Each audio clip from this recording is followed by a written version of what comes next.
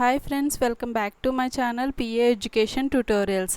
Today's క్లాస్లో మనం very important some గురించి డిస్కస్ చేసుకుందాం. రియల్ అనాలిసిస్ యూనిట్ 3లో మనకి ఈ సమ్ అనేది 10 మార్క్స్కి ఇచ్చే ఛాన్స్ అయితే మనకు ఉంది. సో ఈ సమ్ గురించి మనం డిస్కస్ చేసుకుందాం. లాస్ట్ ఇయర్ అయితే మనకి ఎగ్జామ్లో ఇదే సమ్ ఇచ్చాడు. మనకి ఈ సమ్లో మనల్ని ఏం అడుగుతున్నాడంటే examine for continuity of f defined by f of x is equal to mod x plus mod x minus 1.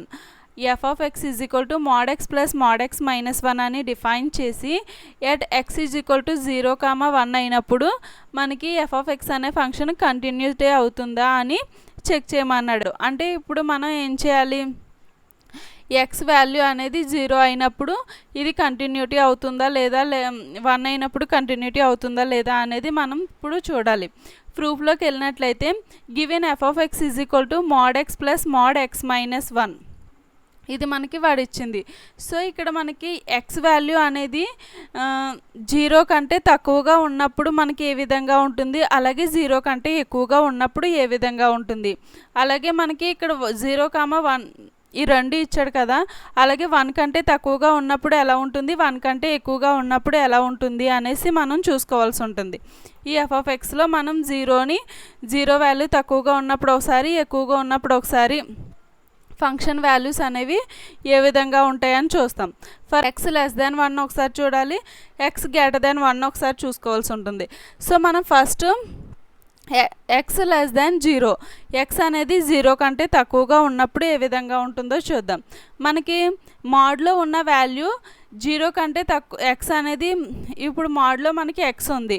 ఈ మోడ్లో ఉన్న వాల్యూ 0 కంటే తక్కువగా ఉన్నప్పుడు మనం మైనస్ ఎక్స్ అని, 0 కంటే ఎక్కువగా ఉన్నప్పుడు మనం ప్లస్ ఎక్స్ అని తీసుకుంటాం. సో మనకి ఇక్కడ ఎక్స్ వాల్యూ అనేది 0 కంటే తక్కువ. సో అందుకని మోడ్ ఎక్స్ వాల్యూ ఏమవుతుంది, మనకి మైనస్ ఎక్స్ అవుతుంది.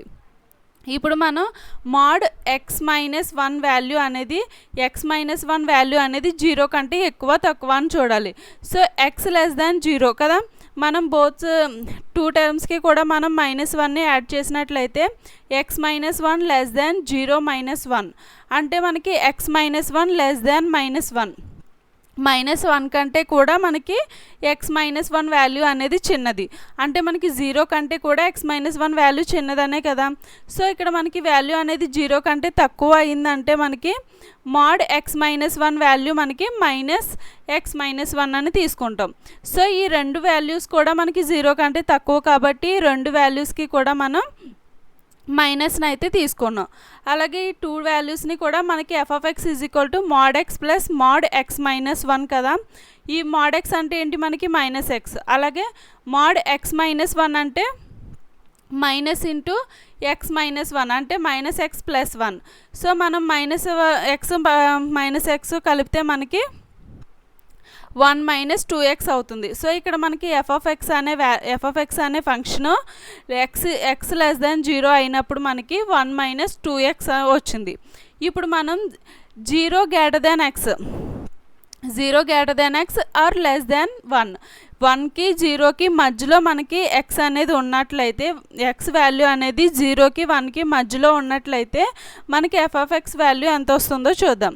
సో ఇక్కడ మనకి ఎక్స్ వాల్యూ అనేది గ్రేటర్ దాన్ 0 మనం చెప్తున్నాం కదా, లెస్ దాన్ 0 అయినప్పుడు మనకి -1 వస్తుంది, గ్రేటర్ దాన్ 0 అయినప్పుడు మనకి ఎక్స్ వస్తుంది. సో పాజిటివ్ వాల్యూ వస్తుంది. మనకి mod X is equal to X తీసుకున్నాం.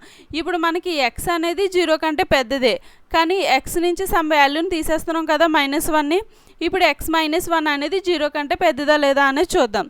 0 less than x less than 1 మనం ఈ 3 టర్మ్స్కి కూడా ఇక్కడ అదే తీసుకున్నాం కదా, if 0 less than x less than 1 ఈ 3 టర్మ్స్కి కూడా నేను -1ని యాడ్ చేస్తున్నాను. -1ని యాడ్ చేస్తే మనకి 0 మైనస్ 1 అంటే -1, ఎక్స్ మైనస్ 1 అంటే ఎక్స్ మైనస్ 1, 1 మైనస్ 1 అంటే మనకి 0, అంటే మనకి ఎక్స్ మైనస్ 1 వాల్యూ -1కి 0కి మధ్యలో ఉంది, అంటే మనకి 0 కంటే తక్కువగానే ఉంది. సో మనకి 0 కంటే తక్కువగా ఉంటే ఏంటి, mode X minus 1 is equal to minus X minus 1. So ఈ 2 వాల్యూస్ని మనం ఎఫ్ ఆఫ్ ఎక్స్లో సబ్స్టిట్యూట్ చేసుకుంటే F of X is equal to X minus X plus 1 అవుతుంది కదా. ఈ ఎక్స్ ఎక్స్ క్యాన్సిల్ అయిపోయి మనకి 1 మిగులుతుంది. ఎక్స్ వాల్యూ 0కి 1కి మధ్యలో ఉన్నప్పుడు మనకి ఎఫ్ ఆఫ్ ఎక్స్ వాల్యూ మనకి 1 వచ్చింది. సో అదేవిధంగా మనం ఎక్స్ వాల్యూ అనేది greater than or equal to 1 అయినప్పుడు మనకి మోడ్ ఎక్స్ వాల్యూ అంటే ఎక్స్ అంటే ఎక్స్ గ్రేటర్ దెన్ 0 అయినప్పుడు 0 కంటే పెద్దది ఉన్నప్పుడు మనకి గ్రేటర్ దెన్ 1 అంటే 0 కంటే పెద్దదే కదా, 0 కంటే పెద్దగా ఉన్నప్పుడు మనకి ఎక్స్ వస్తుంది. సో ఎక్స్ గ్రేటర్ దెన్ 0 అయినప్పుడు మనకి బోత్ టర్మ్స్ చెక్ చేద్దాం. X minus 1 greater than 1 minus 1. So X minus 1 greater than 0 కంటే పెద్దగా అయింది కాబట్టి మోడ్ ఎక్స్ మైనస్ 1 వాల్యూ కూడా మనకి పాజిటివ్ వచ్చింది. సో ఎఫ్ ఆఫ్ ఎక్స్లో మనం ఈ 2 టర్మ్స్ని సబ్స్టిట్యూట్ చేసుకుంటే ఎక్స్ ప్లస్ ఎక్స్ మైనస్ 1 వస్తుంది. సో ఎక్స్ ప్లస్ ఎక్స్ అంటే 2x మైనస్ 1 వచ్చింది. ఇక్కడ ఫస్ట్ దాంట్లో మనకి ఎక్స్ లెస్ దెన్ 0 తీసుకున్నప్పుడు మనకి మోడ్ ఎక్స్ మైనస్ 1 2 వాల్యూస్ కూడా మనకి మైనసే వచ్చినాయి. అలాగే 0కి 1కి మధ్యలో ఎక్స్ ఉందని తీసుకున్నప్పుడు మనకి ఎక్స్ అనేది పాజిటివ్ వచ్చింది, మోడ్ ఎక్స్ మైనస్ 1 అనేది నెగిటివ్ వచ్చింది. అలాగే ఎక్స్ గ్రేటర్ దెన్ 1 అని తీసుకున్నప్పుడు మనకి 2 వాల్యూస్ కూడా పాజిటివ్ వచ్చినాయి. అంటే మనకి x less than or equal to 0 తీసుకున్నప్పుడు ఎంత వచ్చింది మనకి 1 మైనస్ 2x వచ్చింది. ఎక్స్ అనేది 0కి 1కి మధ్యలో ఉందని చెప్పినప్పుడు మనకి x value f of x value ఎంత వచ్చింది 1 వచ్చింది. అలాగే x value greater than or equal to 1 తీసుకున్నప్పుడు మనకి 2x మైనస్ 1 అనేది వాల్యూ వచ్చింది. ఇప్పుడు మనకి ఎఫ్ ఆఫ్ ఎక్స్ అనే ఫంక్షన్లో ఎక్స్ వాల్యూ ఈ విధంగా ఉన్నప్పుడు మనకి ఈ వాల్యూస్ వస్తాయి అని చెప్తున్నాం.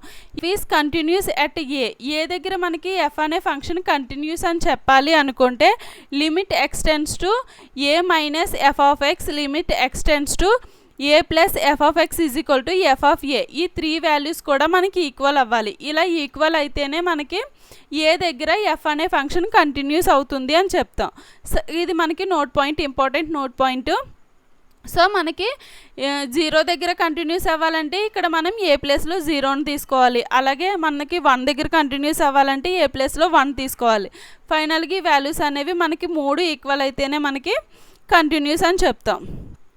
సో ఇక్కడ మనల్ని థీరంలో ఏం ప్రూవ్ చేయమన్నాడు, ఎక్స్ ఈజ్ ఈక్వల్ టు 0,1 అయినప్పుడు ఇది మనకి కంటిన్యూస్ అవుతుందా లేదా అని ప్రూవ్ చేయమన్నాడు.